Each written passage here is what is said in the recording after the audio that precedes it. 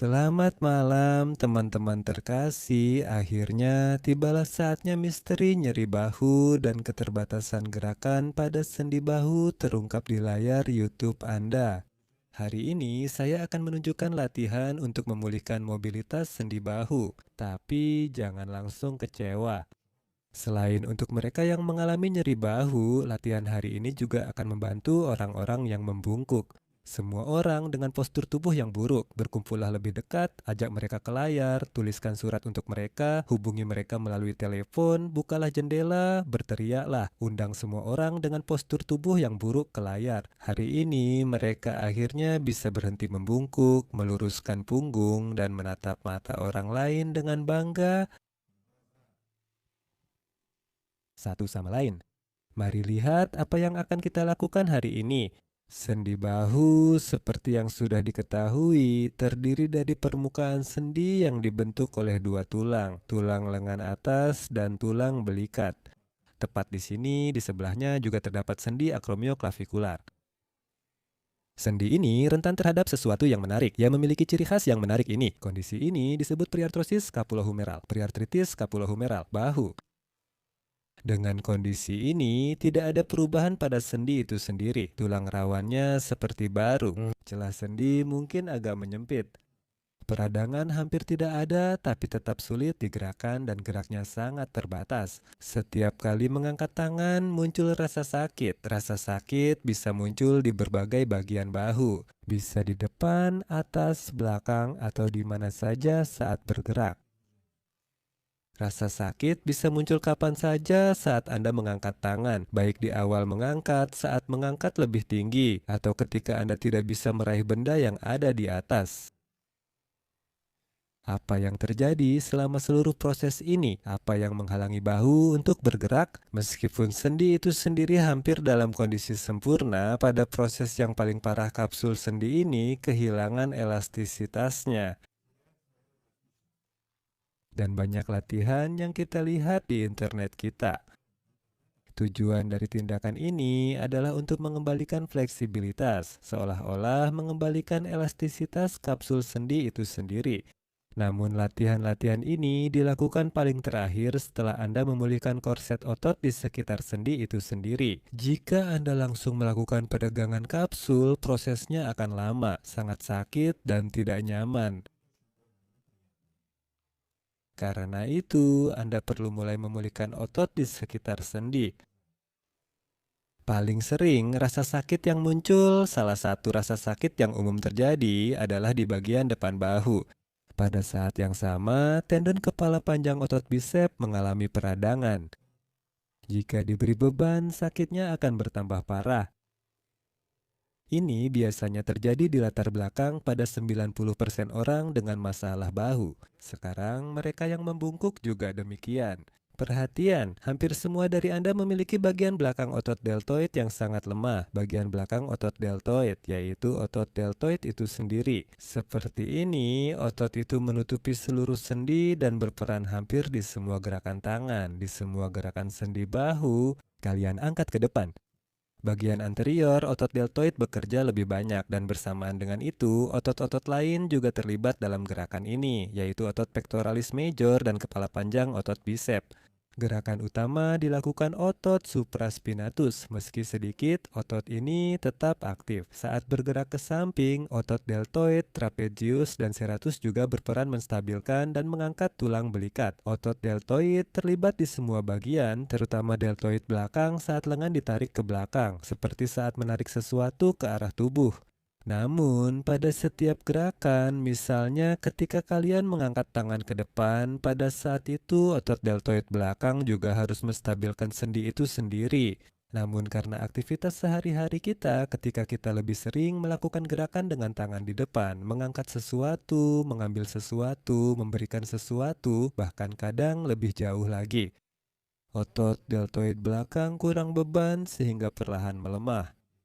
Dan jika Anda mendekat ke cermin dari samping, seperti ini, perlahan-lahan memutar kepala agar bisa melihat diri Anda di cermin, Anda mungkin akan menyadarinya. Terutama di awal, saat otot deltoid belum sepenuhnya hilang, masih tersisa sedikit di sini. Ada sesuatu yang mirip dengan otot di samping juga, tapi di bagian belakang di sini hampir tidak ada otot sama sekali. Jika Anda menggerakkan tangan ke belakang seperti ini, tidak ada yang menegang karena tidak ada deltoid belakang. Dan dalam kasus ini, bahunya justru bergeser ke depan. Orang yang sering membungkuk biasanya otot deltoid belakangnya kurang berkembang. Walau bahu belum terasa sakit, lama-lama bisa saja jadi sakit. Kenapa buruk jika bahu bergeser ke depan? Itu berdampak negatif pada leher, menariknya dan menegangkan otot yang mengangkat tulang belikat. Seluruh bagian leher tulang belakang menjadi terbatas pergerakannya. Hampir seluruh bagian leher tulang belakang, karena dimulai dari 4 ruas tulang leher bagian atas. Lubang antar ruas tulang belakang di sini juga mengecil. Akan terjadi penekanan pada akar saraf, saraf-sarafnya, tangan akan semakin lemah, dan masalah pada bahu akan semakin banyak muncul.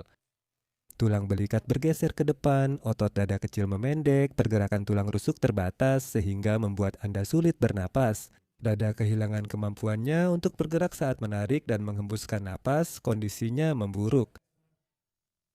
Ventilasi paru-paru menurun, membuat paru-paru sulit terisi dan mengeluarkan udara sepenuhnya. Jadi, apa yang perlu kita pulihkan hari ini? Pertama, seperti yang sudah kita sebutkan, adalah deltoid belakang. Selanjutnya, otot apa saja yang juga berhenti bekerja pada penderita nyeri bahu dan yang sering membungkuk? Itu adalah otot infraspinatus, otot kecil, otot yang tidak terlalu besar. Di sini kita punya tulang belikat dan disinilah letaknya.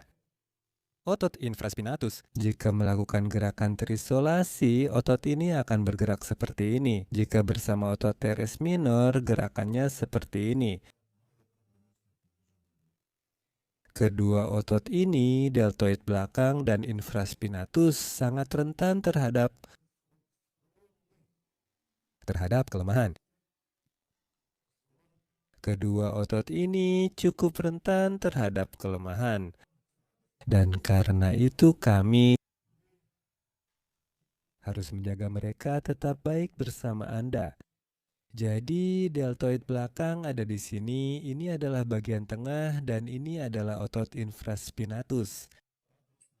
Setelah kita memulihkannya, barulah kita dapat mengembangkan elastisitas kapsul sendi. Jadi teman-teman, saya akan menunjukkan kepada kalian latihan-latihan yang memberikan efek maksimal. Pertama-tama, sebelum melatihnya, sebaiknya otot ini dibenahi dulu, karena pada otot yang lemah, seringkali terdapat area yang rusak akibat tegangan terus-menerus. Karena ketika otot mengecil volumenya, otot itu tetap harus bekerja. Akibatnya, otot mulai mengalami cedera dan muncul bagian-bagian yang terasa sakit, yaitu titik-titik trigger. Di beberapa kalangan, bagian-bagian ini juga disebut demikian. Sebenarnya, ini hanyalah bagian otot yang tegang dan tidak bisa rileks. Di sana selalu ada sedikit tonus yang terus-menerus. Atau seperti ini, mereka bisa terlihat seperti titik-titik atau seperti area-area tertentu. Jadi, untuk mengatasinya, Anda membutuhkan bola. Bisa pakai bola tenis atau bola yang lebih keras. Dan tugas Anda adalah menemukan bagian tulang belikat di bawah sumbunya adalah area yang sering terasa sakit. Pertama, gulirkan bola ke seluruh area ini, ke seluruh zona ini, temukan titik-titik yang paling terasa sakit.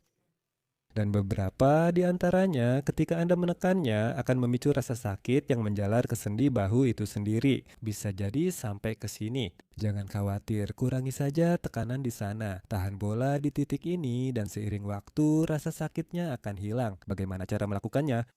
Lihat, saya tunjukkan. Hal seperti itu bisa terjadi, memang terjadi. Saya membuktikan pada diri sendiri tanpa merasa kasihan. Kalian, bolanya sudah diletakkan. Sekarang saya melatih deltoid belakang, ini juga perlu dilatih. Kalian mungkin tidak terlalu melihatnya, tapi saya hanya menunjukkan caranya. Berdiri dekat dinding seperti ini untuk melatihnya. Cari titik yang terasa sakit. Jika titiknya sangat sakit, cukup tekan dan tahan. Jika tidak terlalu sakit, bisa dilakukan sambil bergerak. Pada tulang belikat, lakukan seperti ini: titik pertama, kedua, dan ketiga. Pada saat seperti ini, kalian bisa sambil menonton sesuatu di televisi. Bahkan sekarang pun kalian bisa melakukannya bersamaan. Hal yang sama dilakukan pada deltoid belakang yang lebih dekat ke tulang lengan atas. Apakah kalian juga memijat area ini? Apakah Anda juga menemukan titik yang terasa sakit dan menekannya? Setelah dipijat, mungkin awalnya terasa kurang nyaman. Jadi kalian seperti sudah menekan, sudah selesai, tapi rasanya masih ada yang sakit di sana. Tidak apa-apa, tidak ada yang berbahaya. Hanya saja ototnya perlahan-lahan sedang memulihkan diri. Jangan terlalu kuat, yang penting jangan ditekan, karena itu sakit dan tidak enak. Jadi semuanya sudah dilatih di sini dan deltoid belakang juga sudah dilatih, serta otot infraspinatus dengan bola. Tapi untuk satu titik, 1 sampai 2 menit saja sudah cukup. Sekarang akhirnya kita memberi beban pada otot-otot ini. Pertama, kita mulai dari deltoid belakang. Bagaimana cara melatihnya? Cukup sulit untuk melatihnya. Cukup sulit untuk memilih latihan yang tepat untuk otot ini, khususnya untuk yang sudah merasakan nyeri bau. Karena sering otot supraspinatus dan trapezius mulai bekerja bersamaan. Seperti itu, beberapa orang menyarankan melatihnya seperti ini, sambil membungkuk, tetapi di sini ketika Anda berputar, tendon supraspinatus juga terjepit. Jadi, latihan yang saya sarankan untuk Anda hari ini adalah seperti ini. Anda membutuhkan beban kecil. Bagi mereka yang mengalami nyeri bahu, hingga 1 kilogram atau bahkan setengah kilogram sudah cukup. Bagi mereka yang melakukannya untuk pencegahan, Anda dapat menggunakan beban yang sedikit lebih berat. Anda bisa menyesuaikannya sendiri. Sekarang saya tunjukkan beberapa tingkat kesulitannya. Lihat, ada dumbbell. Ini juga akan saya tunjukkan. Jadi, kami berbaring, fascia mengikuti miring. Seperti ini caranya. Sofa atau tempat tidur sangat cocok jika Anda punya. Lebih baik jangan di lantai, tapi di sesuatu seperti sofa atau tempat tidur. Akan saya tunjukkan, tapi tanpa beban dulu. Letakkan tangan seperti ini, ibu jari di bawah dan kelingking di atas. Turunkan agar otot deltoid belakang sedikit meregang. Jadi tak perlu meregangkan khusus, cukup sedikit turunkan saja. Ototnya sudah agak meregang, dari posisi ini kita angkat, tapi jangan terlalu tinggi. Ke sini tidak perlu, jadi cukup sampai setinggi bahu atau sedikit lebih tinggi. Kira-kira 45 derajat terhadap sumbu tengah tubuh Anda. Di sini tidak masalah di mana posisi tangan, apakah di sini, atau di sini. Yang penting nyaman saja. Jadi Anda bisa sesuaikan. Sudutnya dapat diatur sesuai kenyamanan Anda. Ambil benda kecil, kalau tidak ada dumbbell, isi saja botol dengan air. Dan angkat seperti ini, jari kelingking menghadap ke atas, angkat lalu turunkan, lakukan dengan perlahan. Jika otot sangat lemah, Anda akan merasakan beban meski tanpa beban berat. Mungkin akan cepat lelah. Tidak perlu mengangkat terlalu tinggi karena beban utamanya di otot sini. Jika bahu sakit saat diangkat, tahan lebih rendah dan angkat dengan sudut ini, hasilnya sama. Jadi tidak bergantung pada posisi atau letak tangan. Kemudian Anda bisa menambah sedikit beban, angkat, turunkan, lakukan 5 sampai 10 kali lalu bisa menambah beban lagi. Ini adalah dumbbell kekar misalnya 1,5 kilogram. Saya juga akan coba angkat di depan kalian. Kita lihat apakah saya bisa melakukannya. Jadi teman-teman perhatikan, ups. Yang mengejutkan, cara ini juga efektif. Saat kita mengangkat dan menurunkan beban, otot deltoid posterior mendapatkan latihan yang cukup baik selama gerakan ini, dan bersamaan dengan itu, otot infraspinatus yang juga kita butuhkan ikut bekerja sedikit. Ada satu lagi variasi yang cukup bagus. Dengan bantuan resistance band kita bisa melatih otot ini. Jadi teman-teman, kita pasang resistance band di pintu, ambil posisi yang sama seperti saat kita berbaring dan mulai lakukan. Gerakannya ke samping mirip yang barusan kita lakukan bersama. Gerakannya tetap sama saat berbaring. Di sini kita memberikan beban terisolasi pada deltoid belakang, lalu nanti ketika dengan memutar seperti ini, kita bisa sekaligus menggabungkan beban pada deltoid belakang dan tengah. Di sini, ini bisa dilakukan dengan karet atau sambil berbaring. Bagaimana kita melakukannya di sini? Yang bekerja terutama adalah deltoid belakang. Ketika kita memegang tangan seperti ini, jika diputar seperti ini, saat berdiri ibu jari menghadap ke atas, saat berbaring punggung tangan menghadap ke atas. Dari posisi ini, kita juga bergerak seperti ini. Di sini yang akan bekerja adalah deltoid belakang dan deltoid tengah, sebagian otot deltoid tengah dan juga akan ikut terlibat otot-otot di antara tulang belikat ini, yaitu trapesius tengah dan otot romboid berbaring miring. Bagaimana cara melakukannya saat berbaring miring? Ini dia. Sama seperti yang kita lakukan sebelumnya, Anda berbaring seperti ini, juga miring dan tepat di sini seperti ini. Kita punya pilihan pertama seperti ini. Di sini kita akan memutar telapak tangan menghadap ke atas dan mengangkat seperti ini. Gerakannya seperti ini. Kalau dengan beban ringan, gerakannya seperti ini. Angkat ke atas, turunkan, angkat, turunkan, seperti itu. Lanjutan. Deltoid belakang. Selanjutnya, untuk melatih mobilitas bahu, kita ambil resistance band kita dan sekarang kita pasang sedikit lebih tinggi. Lalu lakukan gerakan yang sama. Tapi sekarang sudutnya sedikit berbeda. Seperti ini. Kita tarik sedikit dari atas dan deltoid belakang kita akan dilatih dari posisi yang lebih teregang dengan sudut yang sedikit berbeda. Setelah ototnya sudah agak kuat, selanjutnya kalian tarik resistance bandnya. Jadi harus ada tarikan selama gerakan ini dan dalam posisi tertarik, mulai angkat tangan ke atas dan ke bawah, angkat ke atas dan turunkan ke bawah. Anda juga bisa mengamankannya di sini. Pasang pada sudut yang berbeda supaya saat latihan tidak ada yang terlalu sakit. Seperti ini, atas dan bawah. Anda tidak perlu melakukan gerakan penuh, artinya tidak perlu mengangkatnya sepenuhnya. Yang penting, saat bergerak, otot terutama deltoid belakang harus terasa tegang. Deltoid belakang tegang jika kalian menarik karet ini dengan benar ke arah sini. Mungkin kalian sudah sering melihat banyak latihan khusus untuk melatih otot infraspinatus secara terpisah dalam satu sesi latihan. Latihan-latihan seperti ini juga cukup bagus. Latihan ini dilakukan dengan menarik karet ke arah sini. Terdapat beberapa variasi latihan serupa, seperti ini di mana siku kalian bebas seperti menggantung. Ada variasi di mana kalian meletakkan sesuatu di sini, lalu menjepitnya dengan siku dan menarik ke sini. Semua cukup baik. Tapi latihan-latihan itu sebaiknya dimulai setelah kalian sudah sedikit memberi beban pada otot deltoid belakang. Jika otot deltoid belakang masih lemah, latihan ini tidak akan terlalu efektif, bahkan bisa membuat bahu kalian semakin cedera. Latihan berikutnya bertujuan mengatasi bahu yang bergeser ke depan. Jadi, kalian harus melatih bagian ini dulu. Ini area antara deltoid depan dan otot dada besar. Terdapat lekukan, otot dada kecil, dan sebagian otot dada besar. Berlatih dengan bola juga bagus. Begini cara Anda mengambilnya. Berdirilah dekat dinding, letakkan di sini.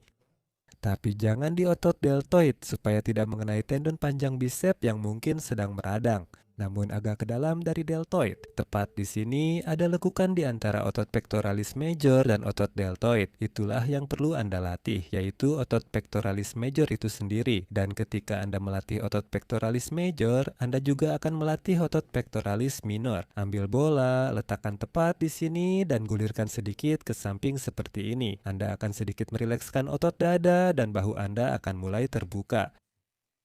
Dan setelah itu, saya ambil karet lagi, lalu Anda Letakkan di sini, di siku, kaitkan, letakkan tangan di bokong dengan punggung tangan menghadap ke bawah dan dari posisi ini berdiri menyamping ke dinding. Dari posisi ini, lakukan gerakan seperti ini, tarik karet dengan siku ke sini. Anda mulai dari posisi awal, tarik dengan siku seperti ini. Tidak apa-apa jika Anda sedikit memutar tubuh, tidak akan terjadi hal buruk. Dan dalam posisi ini juga sangat bagus, Anda mendapatkan latihan yang hebat di sini. Otot-otot yang hampir tidak bekerja dalam kehidupan sehari-hari. Dan terakhir juga latihan yang jarang dilakukan, tapi salah satu latihan yang sangat baik untuk membantu mengembalikan kekencangan semua otot bahu adalah latihan untuk kepala panjang otot tricep. Tricep terdiri dari 3 bagian, tengah, luar, dan kepala panjang. Ya, saya mengucapkannya dengan benar. Jika saya salah, koreksi saya di kolom komentar. Kepala tengah, luar, dan panjang harus ada di sana. Kepala panjang menempel di sini pada tulang belikat. Kemudian semuanya menempel pada proses oleh kranon. Untuk melatihnya, tapi semua orang tahu cara melatih tricep, Anda tentu tahu cara melatihnya. Nah, selain push up, yang satu ini yaitu gerakan crossover ya, latihan ini itu tidak cocok. Jadi, supaya beban benar-benar mengenai kepala panjang tricep kita, Anda ambil resistance band dan lakukan gerakan seperti ini. Jadi, tangan lurus melakukan gerakan ke bawah seperti ini, begini. Ke bawah sini, satu, lalu kembali. Dengan begitu, otot Anda akan aktif. Bagian tricep itu juga yang biasanya jarang digunakan dalam kehidupan sehari-hari dan juga jarang dilatih. Tapi, dia juga berperan dalam menstabilkan sendi bahu. Nah, teman-teman, kita telah menyelesaikan perjalanan menarik kita ke dalam rongga sendi bahu. Kita sudah mengunjungi otot deltoid, pengangkat tulang belikat, dan otot lainnya. Selamat coba latihan ini dan tulis di komentar efek yang kalian rasakan setelah mencobanya. Sampai jumpa di episode selanjutnya.